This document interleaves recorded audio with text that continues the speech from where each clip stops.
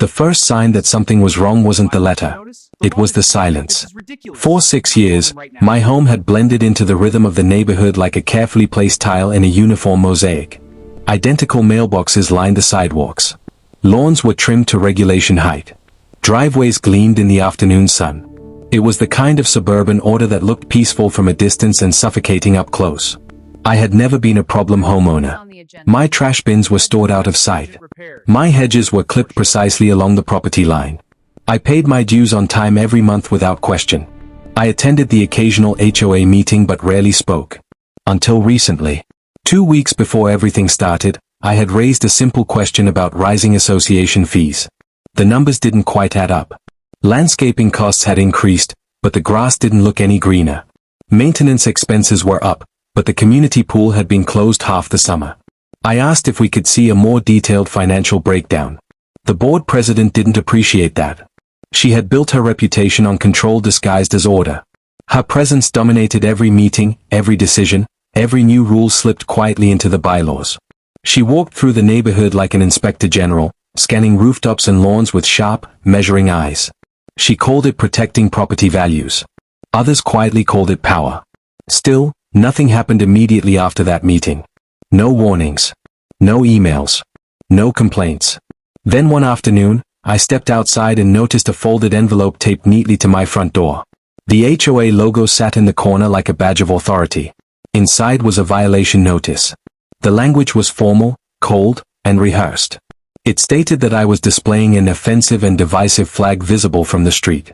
It demanded removal within 72 hours or face escalating fines. I stood on my porch and looked up at the flag in question. It wasn't vulgar. It wasn't obscene. It wasn't a campaign banner or hate symbol. It was a legally protected flag representing heritage and identity, mounted respectfully beneath the American flag. It followed every size and placement guideline required by state law. It had flown there for months without a single complaint. Until now. The accusation wasn't just vague. It was strategic. The notice did not cite a specific bylaw clause. It referenced board discretion in maintaining community harmony. Board discretion. That phrase lingered in my mind longer than the fine amount printed at the bottom. I walked the neighborhood that evening with new eyes. Down the block, a neighbor still had oversized sports team banners hanging from their garage weeks after the season ended. Across the street, someone had mounted bright decorative flags far larger than mine. During election season, yard signs had covered lawns like confetti. None of those displays had triggered emergency notices. So why mine? The answer wasn't written in the letter, but it was obvious. I had questioned the board. And now the board was questioning me. The 72-hour deadline ticked forward like a countdown clock. Friends advised me to take the flag down to avoid trouble. They said the HOA always wins. They said fighting would only make things worse. They said peace was worth more than principle. But the more I reread the notice, the more I realized something unsettling. If I removed the flag without pushback, I wasn't just conceding a decoration. I was accepting the idea that rules could bend depending on who you were and whether you challenged authority. That wasn't about aesthetics. That was about control. Instead of lowering the flag, I pulled out the HOA governing documents stored in a drawer since closing day. Page by page, I read through architectural restrictions, nuisance clauses, enforcement procedures. There were detailed paragraphs about fence heights and paint colors. There were restrictions on commercial advertising. There were rules about holiday decor timelines. There was nothing prohibiting lawful flag displays. Nothing labeling heritage as offensive. Nothing granting unlimited authority to silence expression simply because one person disliked it. I researched state statutes governing homeowner associations. I reviewed federal protections regarding flag display on private residential property. Everything confirmed what I suspected. I was within my rights. The next morning, instead of taking the flag down, I adjusted it. I reinforced the mounting bracket. I ensured it was properly illuminated at night. I straightened its alignment so it hung perfectly level. If anyone was going to photograph it for evidence, it would be displayed with dignity. The 72 hours passed. On the fourth day, another envelope appeared. This one included a fine. The amount wasn't devastating, but it was deliberate. It signaled escalation. It signaled expectation of compliance. It signaled that this wasn't a mistake. It was a message. The quiet peace of the neighborhood shifted. Neighbors began looking a little longer as they passed. Word travels quickly in HOA communities. Speculation spreads faster than facts. I could almost feel the invisible pressure building, the unspoken suggestion that I should just cooperate for the sake of harmony. But harmony built on selective enforcement isn't harmony. It's intimidation. Standing on my porch that evening, watching the flag move gently in the wind, I understood that this wasn't going to remain a simple dispute about decor. It was going to test how much authority a small group could exercise without accountability, and whether one homeowner was willing to push back. The letter was only the beginning. The real conflict hadn't even started yet. By the time the second fine arrived, the issue was no longer about a flag. It had become a quiet standoff between authority and accountability, wrapped in the neat packaging of neighborhood compliance. The envelope was thicker this time. It included a printed photograph of my home, the flag circled in red ink as if it were evidence in a criminal case. The language had grown firmer. The board cited its responsibility to preserve community standards and warned that continued non-compliance could result in additional penalties, suspension of shared amenity access, or further legal remedies. The escalation felt rehearsed. But what unsettled me more than the fine was the realization that this wasn't spontaneous enforcement. It was calculated. There had been no complaint from neighbors that I was aware of. No prior warning. No courtesy notice. Just an immediate jump to formal citation. I began paying closer attention to the community around me. The subdivision had always marketed itself as exclusive yet welcoming. Tree-lined streets, a gated entrance, a manicured park, and a pool framed by pristine white fencing. New families moved in every year, drawn by the promise of safety and rising property values. What many didn't understand until later was that the true power within the gates did not rest with homeowners collectively. It rested with a small board that operated with minimal oversight and significant discretion. The HOA president had served multiple consecutive terms. Elections were technically open, but participation was historically low. Ballots were mailed, rarely returned. Meetings were scheduled at inconvenient times. Agendas were circulated late. Decisions were often presented as conclusions rather than discussions. Over time, that structure created imbalance. I remembered conversations from neighbors in the past, stories shared quietly over backyard fences.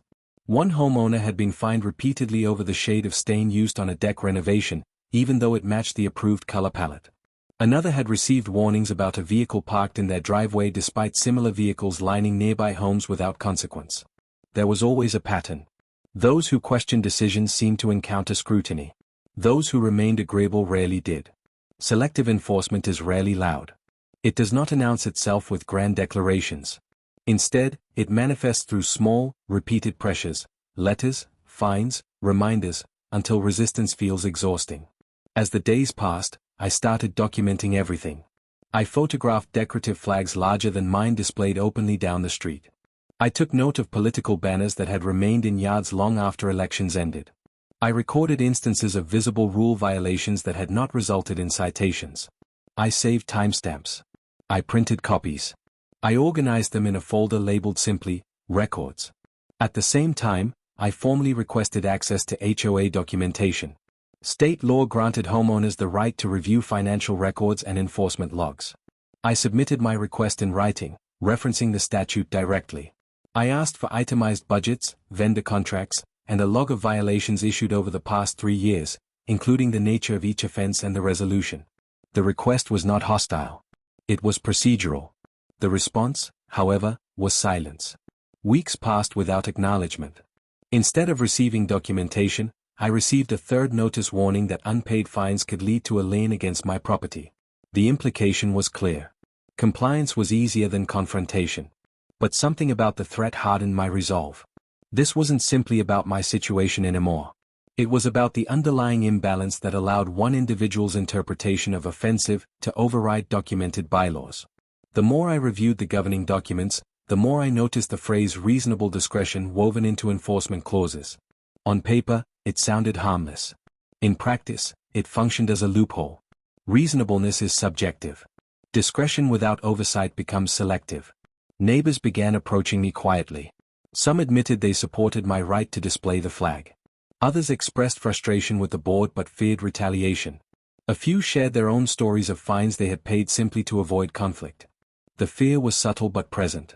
One elderly resident described receiving repeated warnings about a decorative garden feature that had been visible for years without issue. Only after she questioned a special assessment fee did citations begin arriving. Eventually, she removed the feature, not because it violated any rule, but because the stress was too much. That story lingered with me. Stress was part of the enforcement strategy. It relied on the assumption that homeowners valued peace over principle. But stress can also clarify priorities. Late one evening, I compared the HOA's publicly distributed budget summary with county filings required for nonprofit associations. The numbers were not identical. Categories labeled broadly as community improvements lacked detail. Landscaping costs had increased significantly year over year despite no visible expansion of services. Reserve fund allocations shifted inconsistently.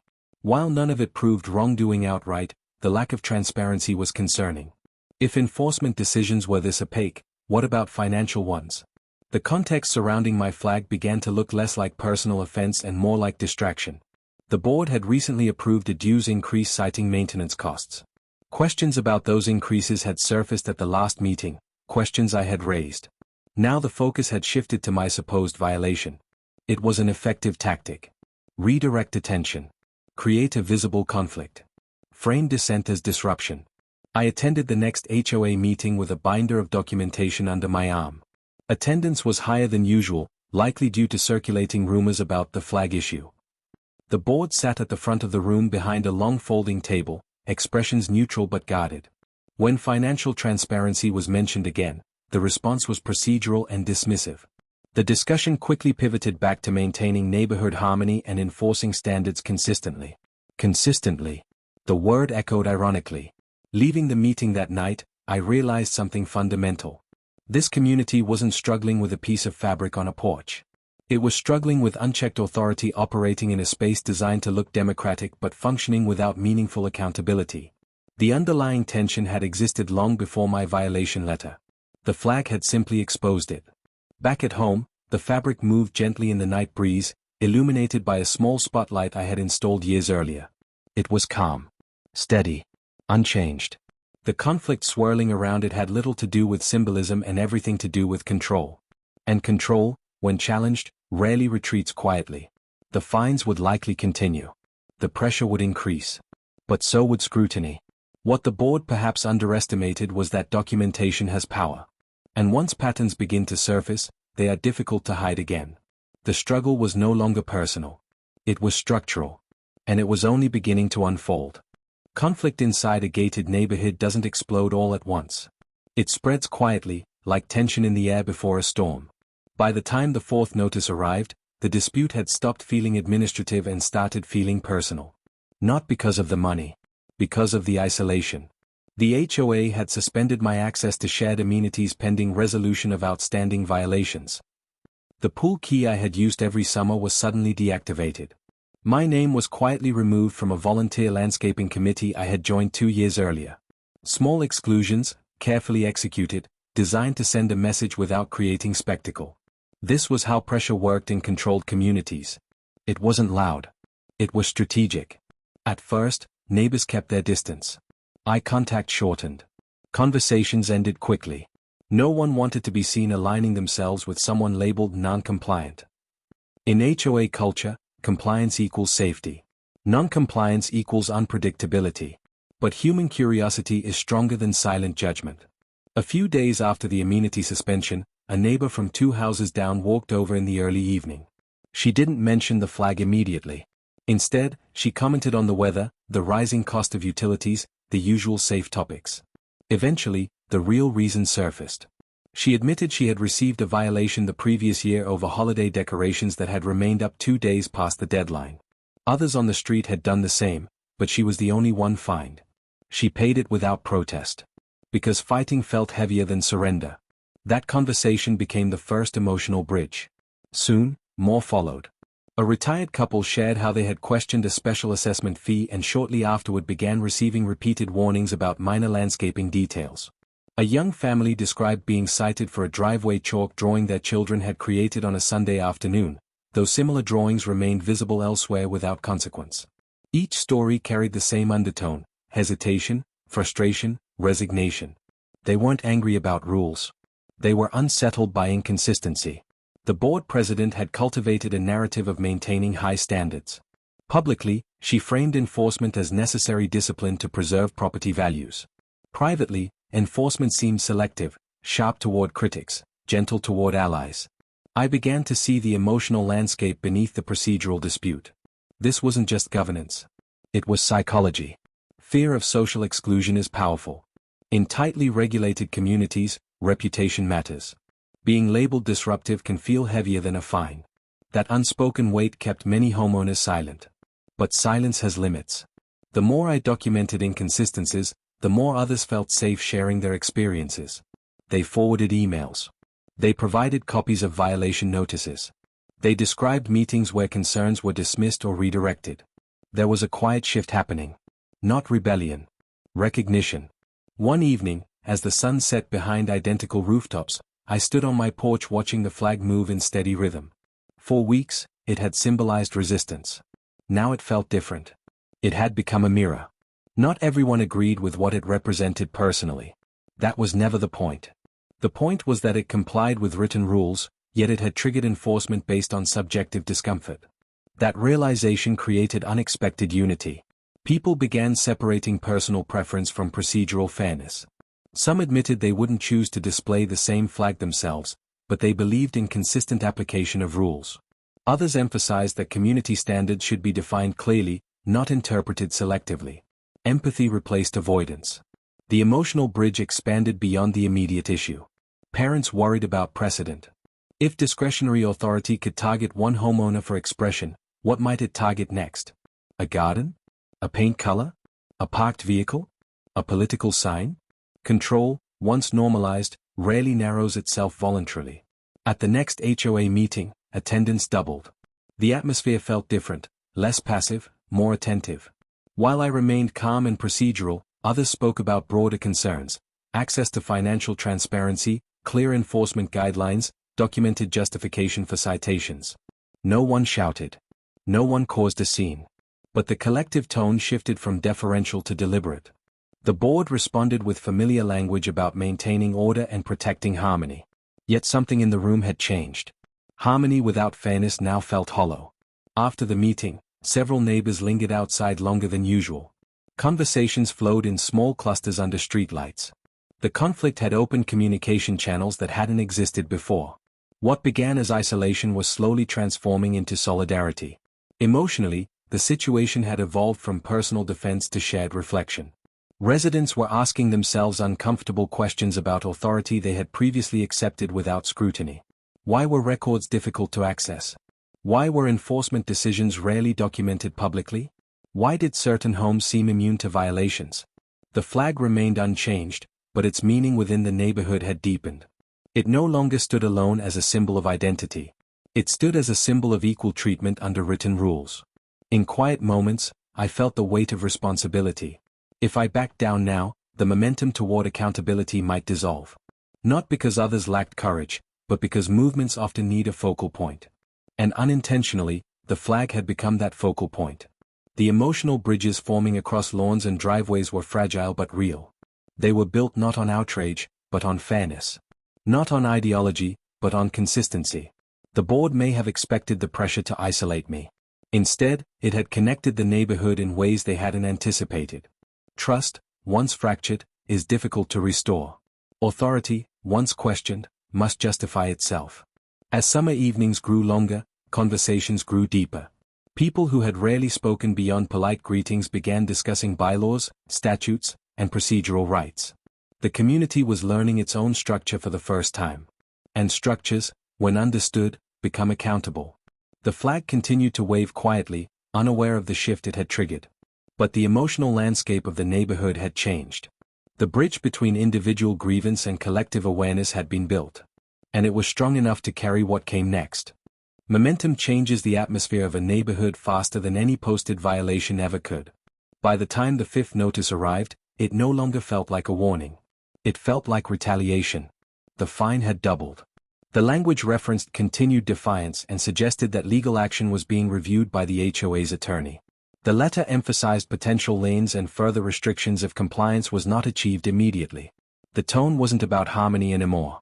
It was about authority reasserting itself. But something unexpected had shifted beneath the surface.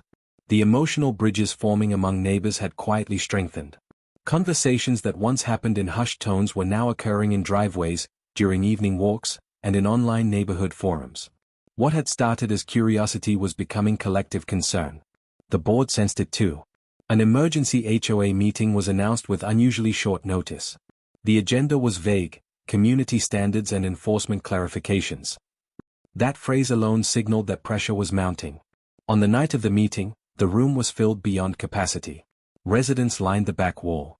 Some stood in the hallway. Attendance records would later show it was the highest turnout in the association's history. The board members sat at the front table, composed but visibly guarded. The president maintained her usual posture of confidence, but the dynamic felt different. Eyes in the room were sharper. Postures were less deferential. The discussion began with a formal explanation of enforcement policy. The board emphasized its duty to protect property values and preserve the aesthetic integrity of the neighborhood. They referenced clauses about discretion and community standards. But the floor did not remain passive. Homeowners began raising broader concerns. They asked why enforcement logs were not accessible to residents. They questioned why similar violations appeared to yield different outcomes. They requested written justification for citations beyond generalized phrases like offensive or disharmonious.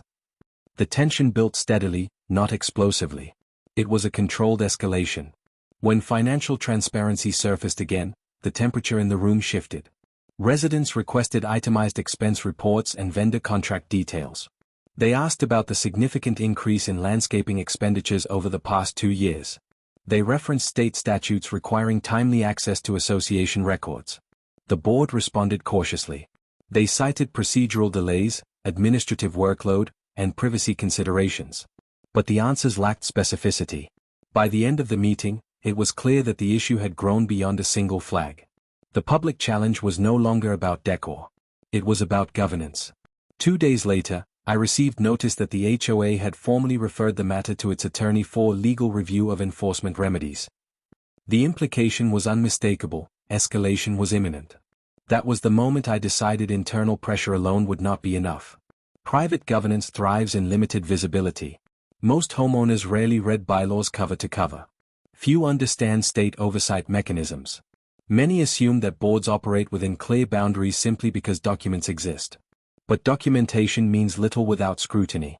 I compiled everything I had gathered: photographs of inconsistent enforcement, copies of unanswered record requests, detailed notes from meetings, budget comparisons, and escalating violation notices.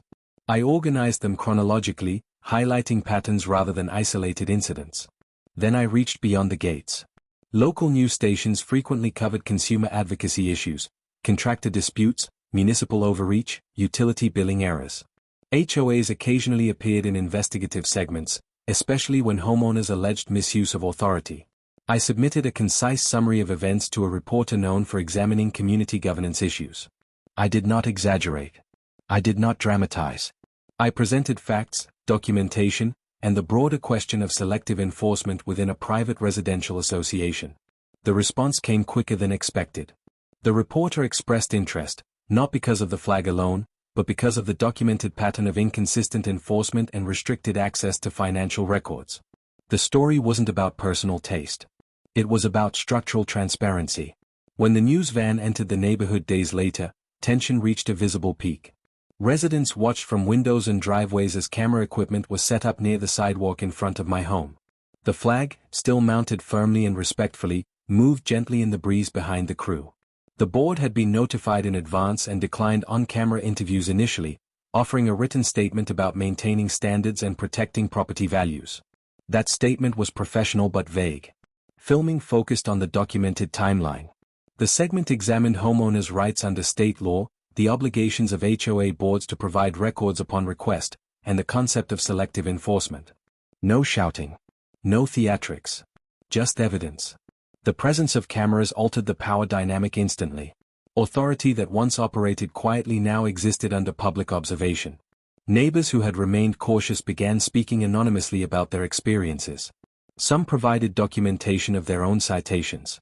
The board issued a community-wide email later that evening reiterating its commitment to fairness while cautioning residents against misinformation.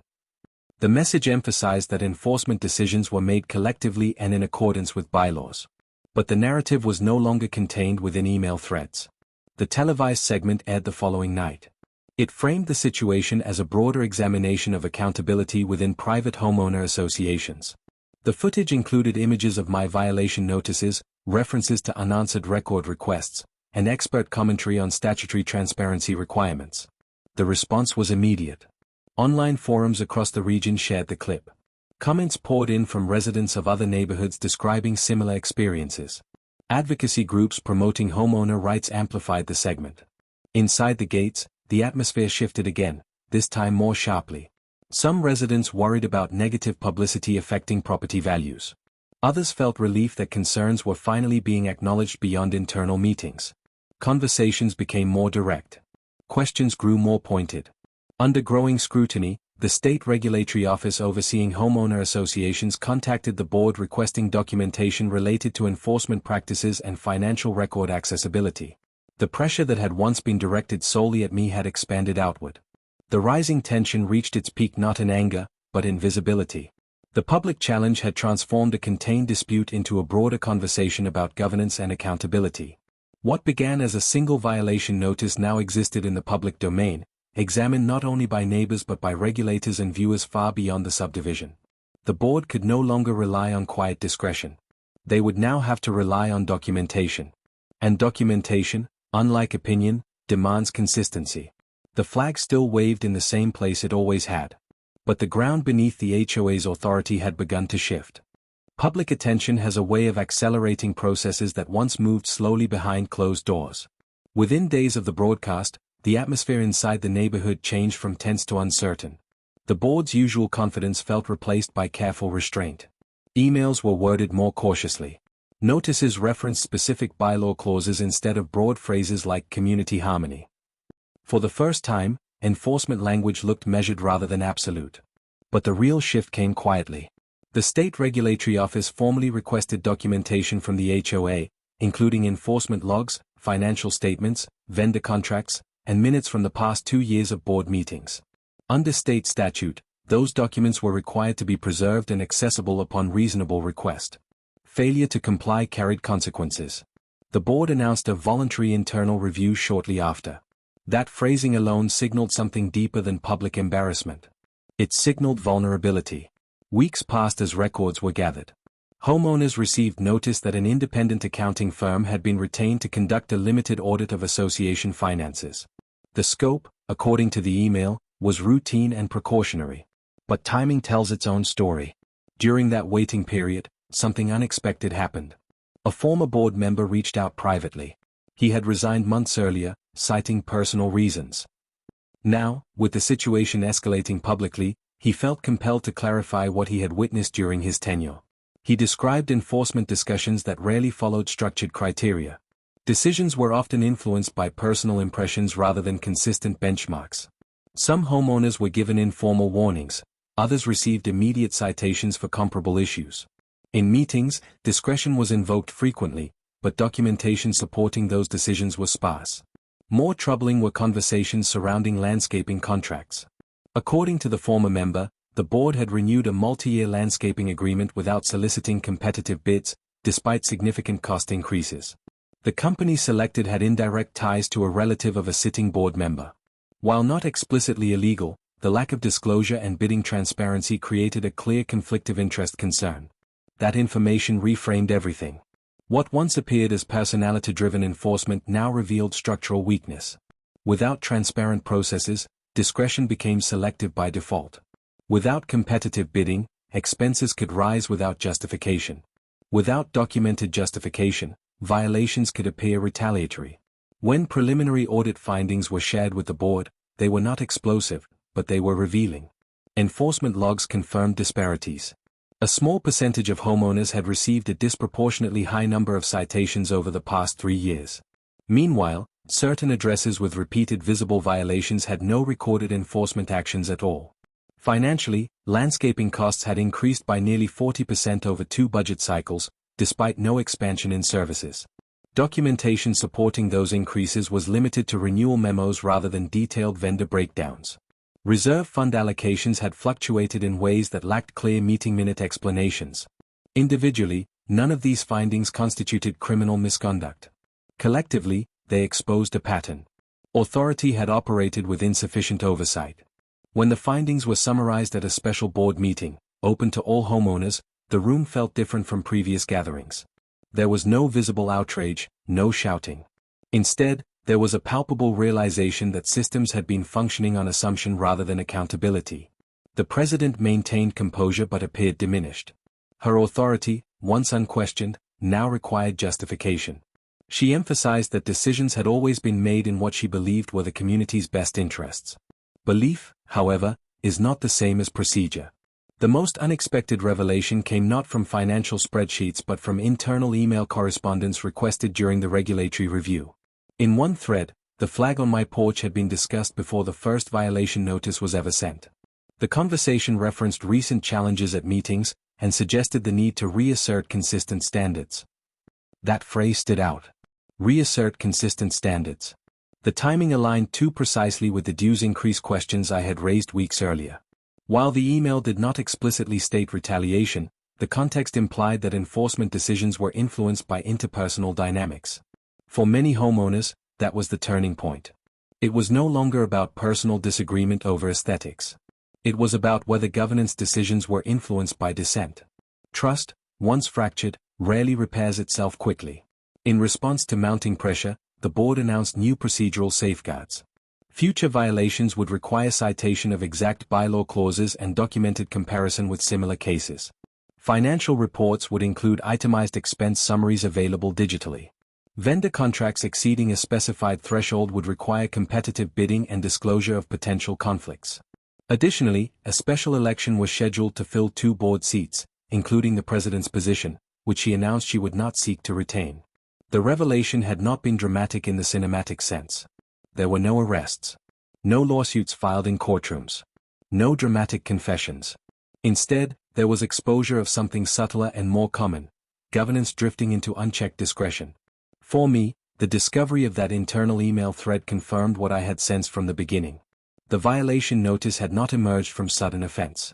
It had emerged from a desire to reinforce authority after it had been publicly questioned. The flag had been a symbol, yes, but also a catalyst. Standing on my porch one evening, weeks after the broadcast, I reflected on how quickly the narrative had expanded. What began as a demand to remove a divisive display had uncovered procedural inconsistencies, financial opacity, and structural vulnerabilities. The unexpected revelation was not that the HOA was corrupt in some grand conspiratorial sense. It was that small amounts of unchecked power, exercised repeatedly without transparency, can reshape a community's culture quietly over time. And when challenged, those patterns become visible. The wind moved through the trees, steady and calm. The neighborhood looked unchanged at a glance: same rooftops, same manicured lawns, same orderly streets. But beneath that surface, the structure had shifted. The spotlight of public scrutiny had revealed cracks that once hid comfortably in shadow. And once seen, they could not be unseen. Change did not arrive with applause. It arrived quietly, in paperwork and ballots. The special election was scheduled for early autumn. For the first time in years, campaign statements circulated door to door. Candidates outlined positions on transparency, financial oversight, and consistent enforcement. Homeowners who had never attended meetings before studied bylaws, asked procedural questions, and requested open forums before voting. Participation shattered previous records. When results were announced, 2 new board members were elected, including a former finance professional who had publicly emphasized audit reform and digital record access. The former president stepped down at the conclusion of her term without ceremony. There was no dramatic farewell, no confrontation. Just a transition of authority that felt both overdue and instructive. The new board's first action was procedural clarity. A revised enforcement policy was drafted requiring every violation notice to cite exact bylaw language, include photographic documentation, and reference comparable cases to ensure consistency. Enforcement logs were made accessible to homeowners through a secure online portal. Financial summaries were expanded into itemized quarterly reports. Vendor contracts exceeding a set dollar amount required competitive bids and disclosure of any potential conflicts of interest. None of it was revolutionary. All of it was necessary. The state regulatory office concluded its review with formal recommendations but no severe penalties. The association had corrected its deficiencies before escalation required sanctions. That outcome preserved property values while reinforcing oversight. In practical terms, the crisis had ended. My fines were rescinded under the new review policy, citing procedural inconsistency in the original violation. The amenity suspension was lifted. A written clarification was issued acknowledging that the flag did not violate any existing bylaw provisions. The flag never moved. It remained mounted beneath the American flag, illuminated each evening as it always had been. But its meaning inside the neighborhood had transformed. For some, it represented personal expression. For others, it symbolized resistance. But for most, it came to stand for something broader, the reminder that written rules must govern fairly, not selectively. Over time, the social atmosphere shifted from tension to cautious respect. Conversations became less guarded. HOA meetings, once sparsely attended, maintained steady participation. Agendas were distributed earlier. Minutes were published promptly. Questions were answered directly rather than deferred. Trust did not fully restore overnight. That kind of repair requires consistency over months, sometimes years. But transparency provided a foundation where assumption once ruled. One evening, standing on the same porch where the first violation letter had been opened months earlier, I reflected on how narrow the initial issue had seemed. A flag. A fine. A disagreement about offense. Yet beneath that surface had been something deeper, the balance between authority and accountability. Private homeowner associations exist to manage shared responsibilities. They are not inherently oppressive. In many communities, they function efficiently and fairly. But without active participation, even well-intentioned governance can drift toward convenience over consistency. Discretion, left unchecked, becomes preference. Preference, when enforced unevenly, becomes bias. Bias, if unchallenged, becomes culture. The moral impact of what unfolded was not about defeating an individual. It was about reinforcing a principle. Communities are strongest when power is transparent and participation is active. The experience also reshaped my understanding of courage. It did not require shouting or hostility. It required documentation, patience, and steady insistence on procedural fairness. The most effective moments were not confrontations but quiet presentations of evidence, timelines, records, comparisons. Sunlight did the rest. Months later, the neighborhood looked the same from the outside. Lawns were trimmed. Driveways remained clean. The pool reopened for summer with updated access policies and improved reporting transparency posted on the community website. But internally, something had matured. Homeowners now read emails more carefully. They asked clarifying questions. They voted. The board, aware of recent scrutiny, operated with greater care. Decisions were recorded thoroughly. Financial reports were reviewed publicly rather than summarized vaguely. Disagreements were addressed through documented policy rather than private interpretation. As for the flag, it continued to move with the wind, steady, calm, unprovocative in its presence. Ironically, after everything, it attracted less attention than ever before. The controversy had not divided the neighborhood permanently as some feared. Instead, it had revealed shared values beneath surface differences. Most residents did not demand uniformity of opinion. They demanded fairness of process. In hindsight, the first violation letter had been less about offense and more about testing boundaries. The response had simply clarified where those boundaries belonged. Looking back, the greatest lesson was not about HOAs or flags or even public exposure through media. It was this. Authority is healthiest when it expects to be questioned. And communities thrive when ordinary people are willing to ask those questions calmly, persistently, and with proof. The flag remained exactly where it had always been. But the neighborhood around it had changed. And that change was the true victory.